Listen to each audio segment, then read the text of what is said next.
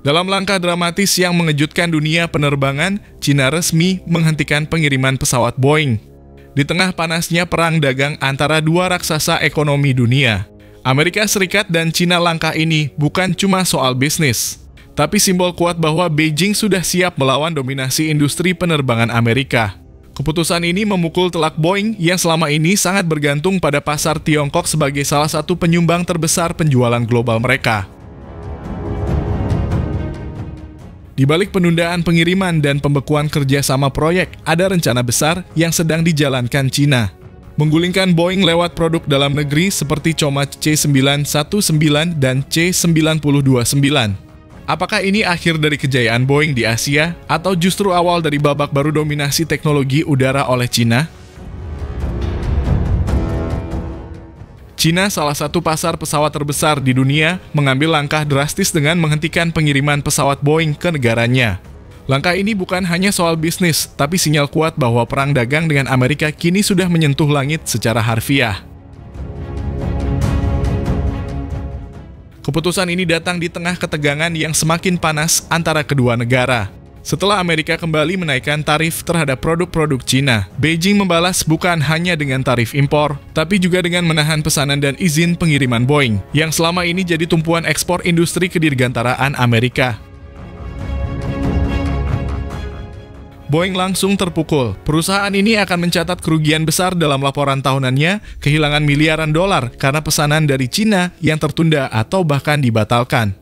Pasar Cina menyumbang sekitar 20% dari total penjualan Boeing dan kehilangan itu adalah pukulan telak yang tak bisa dianggap remeh.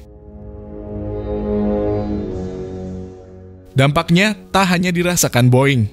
Rantai pasok industri aviasi di Amerika pun ikut terdampak. Ribuan pekerjaan di sektor manufaktur, logistik, dan komponen pesawat ikut terancam. Ini memperlihatkan betapa ketergantungan ekonomi global bisa menjadi senjata saat hubungan antar negara memanas. Di sisi lain, Cina justru semakin percaya diri. Dengan mengembangkan Comac, perusahaan pesawat dalam negeri, mereka telah meluncurkan C919 sebagai pesaing langsung Boeing 737.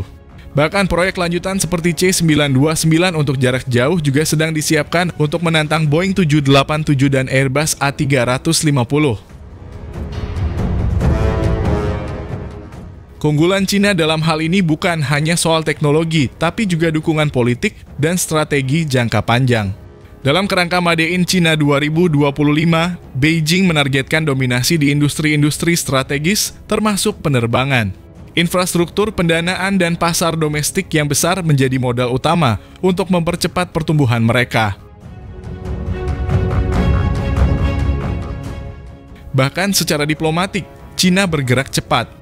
Mereka menjalin kerjasama lebih erat dengan Eropa melalui Airbus, membangun pabrik perakitan di Tianjin, dan membuka peluang kolaborasi baru dengan negara-negara berkembang. Sementara Amerika masih sibuk merespons serangan bertubi-tubi di berbagai sektor. Nah, di tengah panasnya konflik dua raksasa ini, muncul satu pertanyaan besar, di mana posisi Indonesia?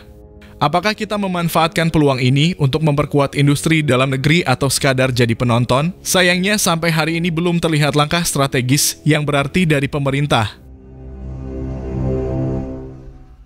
Alih-alih memanfaatkan celah untuk menarik investasi, membangun industri kedirgantaraan, atau memperkuat kerja sama teknologi, kita malah masih sibuk dengan isu-isu receh di dalam negeri, mulai dari drama politik, sensasi di media sosial, hingga polemik anggaran yang gak jelas arah.